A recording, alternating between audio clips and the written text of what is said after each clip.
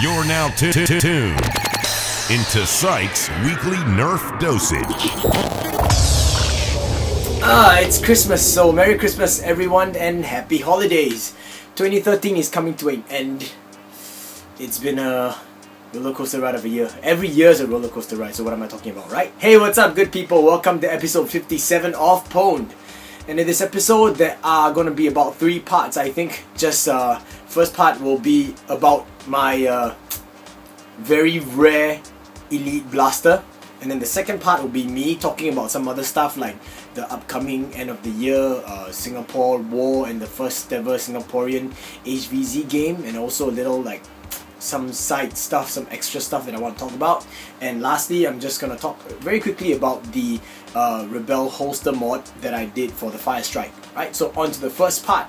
Please click away if you don't want to, you know, watch any part in particular and you want to skip to a certain part, yeah? So I would like to present to you what I feel is probably the most rare or the rarest Elite Blaster ever. Okay, it's an existing blaster, but it's very unique, and that is why I feel that it's very rare. Now, I'm not able to tell you how I got these, but I will tell you that the original source for these blasters, and notice I'm saying it in plural, right? So the original source for these blasters was actually on Taobao. Alright, so I present to you the Elite Raider. It's officially a Raider. I'd like to show it to you guys, okay? So you see the embossing, it's still Raider CS35. Okay, on both sides, mind you. And this is like completely unpainted. I believe that this was actually a prototype or a pre-production model of what we know as the Rampage. And the shell looks almost like as if, you know, I mean, they're both the same, right? But the shell is completely not painted at all. And there are some like inscriptions or some markings. I think this was branded. Yeah, it says here, not for sale. It's branded in, and so is this. It's not for sale. So I think they got like a heat brand and they kind of branded it down. Now, this really is an Elite Blaster. I'll be demonstrating it to you in a short while. But I actually have a pair of these. Now, the only differences between these two is that this particular magwell attachment, this I believe is actually from a Raider itself, because there is no not for sale or do not sell, yeah, not for sale on this part of the magwell, but on the main blaster itself it says not for sale. Now, what I like about these is that it honestly looks pretty sweet. I'll be using this one instead. This one I'll just put aside. It really looks pretty sweet in this unpainted, unfinished version. And if you actually look closely, the plastic is all kind of metallic. I don't know why Hasbro did not stick with this metallic blue. It's really beautiful. Even the grey part is metallic. I will get behind the camera and see if I can try and show it to you guys. Okay. Let me get the focus right. There we go. So you see the Raider, and you guys can see that it's metallic. Yeah, right there, see? On the top, along this part where the reflection is. It's metallic blue. Yeah, you can see that now. It's really, really beautiful. I will get the autofocus back on my face. Hopefully this is correct. Let me just make sure. Yep. Okay, it's correct. The focus is back on my face. And I will just give you a firing demonstration first before I kick things off, okay? So this thing internally is completely stock. I have to actually do this first, then I'll put a mag in, and then I will fire, and you'll notice that it gets elite velocity, okay? Alright, ARs are still intact, so it's not much of a problem. Check out the clip. So, oh! Okay, that was kind of retarded, but anyway, yeah, my bad. So, this, I believe, was the prototype because it still says Raider CS35 before they actually changed it to the Rampage. I just wish that, I mean, after seeing this, I just wish that Hasbro actually kind of, you know, kept this blue as opposed to the current Elite dark navy blue, which is a flat kind of color. This is really beautiful, and you know, I don't know. So anyway, I just want to prove to you guys that this thing is Elite. These two, in fact. So the best way, without actually opening up the whole blaster, is to remove this part and to show you the plunger rod coming out. So just grab my screwdriver and I'll do it for you guys without editing, so that you know that I ain't gonna cheat you guys. Okay, so I'll just do it for the first one and then I'll move on to the second one after this. Alright, so this is a simple thing. Just remove the back end cap piece or the stock connector piece. part out, put it down. Okay, this is gonna stay here, right here, so you know that I'm not gonna switch it out. Okay, hold it with my chin. Take this one out too.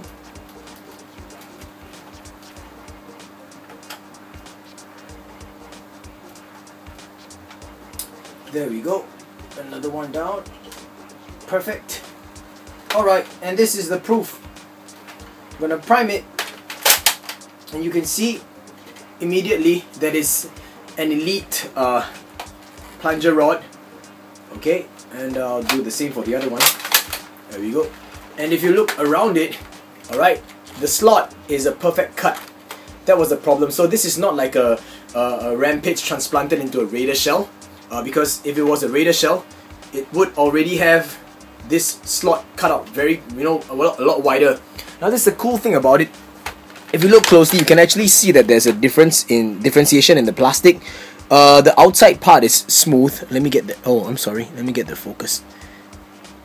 Yeah, okay, so the outside part is smooth, and you can see an inner ring, and that is like, it feels like it's unfinished plastic.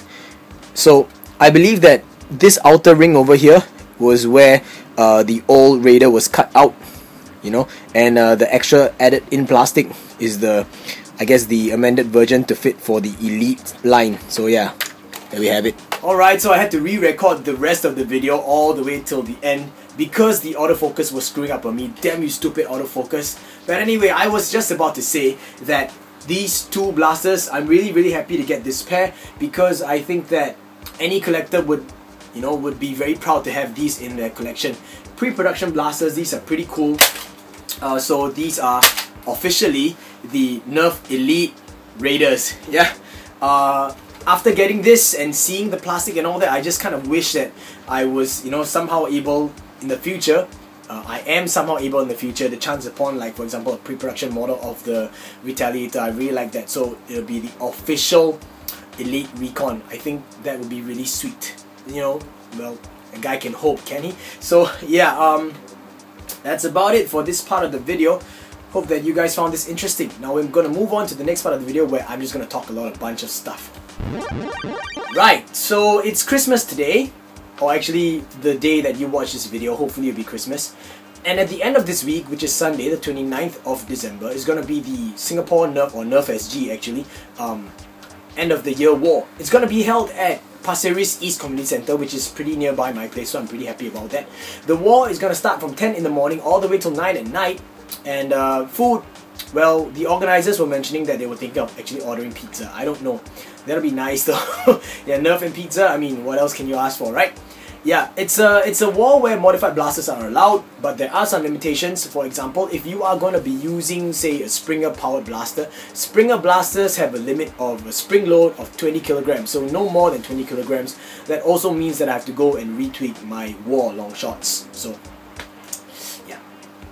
air tank based blasters are also allowed, but the rule is that air tanks of a size that is bigger than a 3K tank not allowed. So a 3K tank is the biggest you can go, so no big blasts, no ultimate missile blasts and things like that. Definitely no Titans, okay? Unless you're going to use a stock Titan, so that's different. But we already know how devastating an air tank 3000 can be after it's overhauled, so please take note of that. Yeah, I don't know if I'll bring my MX6. I haven't even tweaked it yet, so looks like I have to put some work in, right?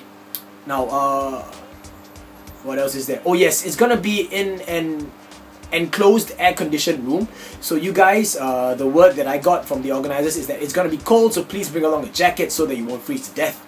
Also, because it's in an enclosed area, they're able to actually simulate a night war, like I mentioned in the previous video. And also, I'd like to say thank you to Make It Go for actually, giving us some extra safety tips. So, you guys, if you're actually participating in the Night War, please, before you actually go and play the simulated Night War game, take a look at the whole play area. Make sure you familiarize yourself with it so that you won't be, banging into walls and stuff during the war itself. I know it's going to be really exciting, but please, safety comes first, okay? Make sure you wear all your safety gear, and if you need, bring along some like elbow pads and knee pads, just so that you could, prevent yourself from getting unnecessary cuts and bruises. I know it's an enclosed area, but things happen, people bump into each other, you know, so don't hurt yourself.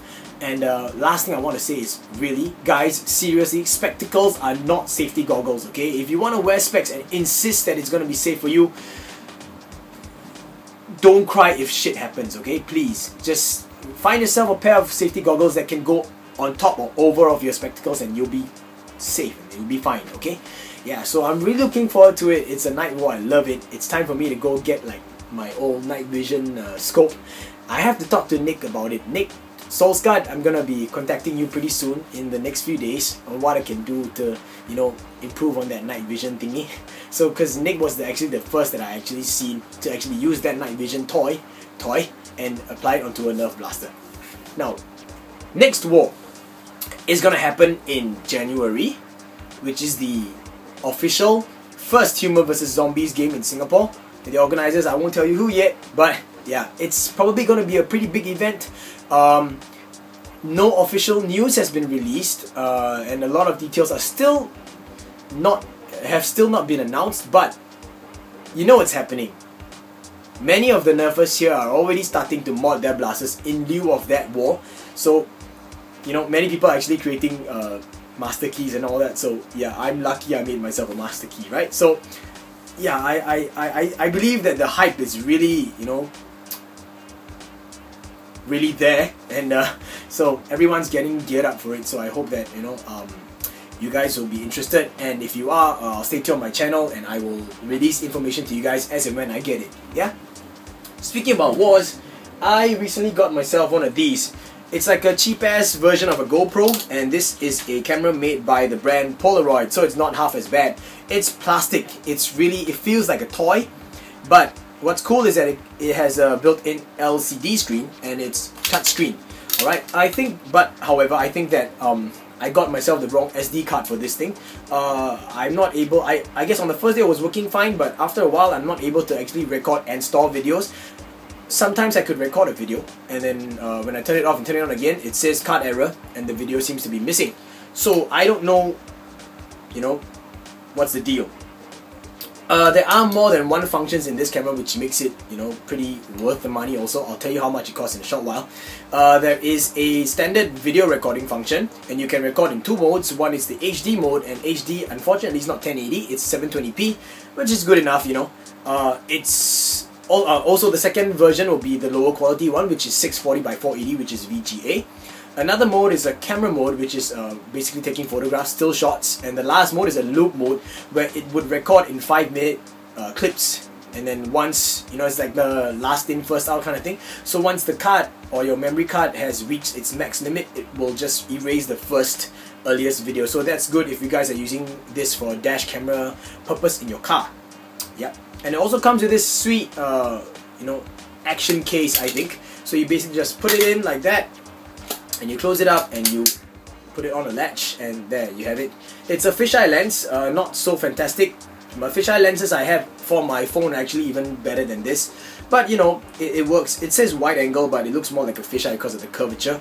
And what's good about this is that it actually has like lights and laser pointing function. Let me show you guys what I mean. Right, so you power this thing up by pressing this button over here. Press and hold it, and it'll vibrate, and you'll see the Polaroid logo loading up, and then you'll see it do this, and it'll blink one time, and then okay, so that's me in the video, as you guys can see. Okay, so what happens is if you press the power button once, it will turn on the LED light, which is like the flash. Okay, so you can see now there's a flash thingy. Alright, try not to aim it straight into the camera so you guys can see. Okay, there, it's on my arm, on my hand. Now if you press the button again, it becomes a laser marker, or laser, I don't know, laser pointer thing, like that. So this is to show you basically where it's pointing directly at. You can see inside this within the frame itself. Alright, that yeah, you can see that keeps it very straight. If you press it one more time, it's both the LED light and the laser light at the same time. Right, so this is pretty cool. So I like this function a lot. I might be using this function for the night wall, I don't know yet. You press it one more time and it turns everything off, as you can see. Hit this button and it starts recording, like so. I'm recording this thing, and I'm, you know, I might show you guys this thing in you know, in the video somewhere, I don't know. So yeah, I just might, if this thing records and decides to keep that video footage and not erase it. We'll see how that goes. Okay, I'm gonna stop it now. And yeah, so this is the touchscreen function. You basically press this button over here and then you can hit this and play back. As you can see, that's a cool thing about it. So I feel that this has a one up against the GoPro. Now that that's done, I'm gonna just hit this button and turn it off. That's how it turns off, and hopefully I'll have that video footage there. It might be the SD card because, you know, when I went to the electronic store, I was like, whoa, there's SDHC and there's this and there's that and da da da da. This thing only supports up to 32 gigs, so I got myself a 16 gig micro SD. I don't even know if I got the right one, so hopefully I did. Yeah. One thing nice about the case is that it already has a tripod connector, so you know I'm gonna grab my Slydev 3D camera attachment and I'm just gonna screw this on and attach it onto the blaster. And I might follow Saul's card where he actually put the camera behind the night vision scope and record everything down night vision. I don't know, I just hope that this thing works. That's the whole reason why I got it in the first place, because of the night war. Yeah? So if you guys are going to the end of the year war this Sunday, I'll see you guys there. Right now, moving on to the last part of the video where I'm going to show you guys a little quick modification. Let's go. This is a Rebel Sweet Revenge holster. I have with me my modified Sweet Revenge. You guys remember this, right? And it slots in perfectly. It's the same holster as from before. However, now I've actually done a little bit of a modification to this holster, and I have myself a Venom Kit Firestrike, which is basically the same thing as the Firestrike, and now it also fits the Firestrike. Check it out. Although it's a bit, of course it's a bit tighter, but it works. Look, all the way in. Perfect. And it doesn't even drop out this way. It's a lot more snug for sure, but you know, at least now it holds a Firestrike. And you can even operate the Firestrike within the holster itself, but that's only good for right-handed people, as you can see on the left. No way for me to get my finger inside, so that kind of sucks, unless I can't even squeeze my finger there. So yeah, basically what's good about this holster is because, you know, now it holds 3 darts, right? I can actually just take out the dart, do this, da da da da, right hand, and I can still fire. Let me show you guys. So you see it works. Really happy with this thing. Now, I'm gonna tell you how I did this mod, okay? Very simply, all you gotta do is just shave these 2 nubs down. And this was pointed out to me by, I believe it's Carsten Corbin Thompson. So thank you so much, Carsten, for actually sharing this idea with me. Now it really works. I didn't have to shave the whole nub down. What I did was I got an X-Acto knife and I kind of cut out these little diagonal shapes, because this thing was always getting in the way of the Firestrike blaster. Of course, with the Sweet Revenge itself, you know, it's a very easy fit. But with the Firestrike, it's kind of snug, so it actually rubs against the blaster shell itself. But you know, it serves its purpose. The downside is that, okay, wait, let me just put this in for you guys so I can show you guys what happens on camera. Right, so check it out. At this angle, look at these 2 knobs. They're going to fit into the slot under the rail itself, like that. So that's how it sits. But these 4 are the contact points, 1, 2, 3, and 4, and it rubs against the shell of your blaster. So the problem is that over time, you'll get scratches along this white line and on this side, probably and possibly on the bottom too also. But you know, this is going to be my war blaster, so I don't really care so much about the paint chipping off. It gives it a kind of a I've used you a lot kind of look. It's already started to peel and scratch off at the top 2 corners, but you know, it doesn't really bother me. Unless it bothers you, that's a different story. You might want to try and Dremel these 2 sides down. However, I don't think that's going to help with the holster at all. Very simple mod, very effective mod, I must say. So now I officially have a cool, functioning and very practical holster for both my Firestrike and this Sweet Revenge. I don't picture myself bringing these 2, you know, to a war at the same time. Since now it's going to be a modern blaster war, this Venom kit definitely going to be in my arsenal for sure. Yeah. Yeah, just wanted to share this with you guys, and hope that you guys actually get your hands on one of these and actually go ahead and perform this mod, because I think, you know, it doesn't lose its functionality of still holstering the Sweet Revenge. And that's that. So once again, everybody, thank you so much for sitting through my entire video. I don't think this video is going to be very long. Bob, you are right. You know, content is on a low, I think. I will be stepping up my content game, you know, a notch soon. I'm actually working on a mod. I won't share with you guys what I've been doing, but you know, it's a secret. You know, I like to do that. If you like this video, I hope you guys give me a thumbs up. I really hope that you enjoyed the first part. I really like these Elite Raiders. I was really happy to actually stumble upon and across at the same time became stumble across these two, and I'm really happy that they're in my possession right now. I really hope to be able to find like a pre-production model of the Retaliator sometime. I don't know, I just hope, you know, a guy can hope, right? You guys have a Merry Christmas ahead. If you're not subscribed to my channel, I hope that you want to consider subscribing so that you can be updated of whenever I release a new video. A new video should be out sometime next week, and that's it. Happy holidays.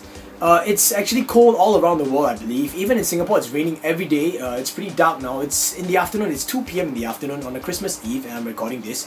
I actually have a day off, and I'm gonna go out and meet some friends for like a quick, like just a gathering and, you know, Christmas celebration and gift exchange kind of thing. I think so, in a short while. So I decided to just hurry up and get this video done for you guys. Right? So Merry Christmas once again, everybody. Happy holidays, season greetings, and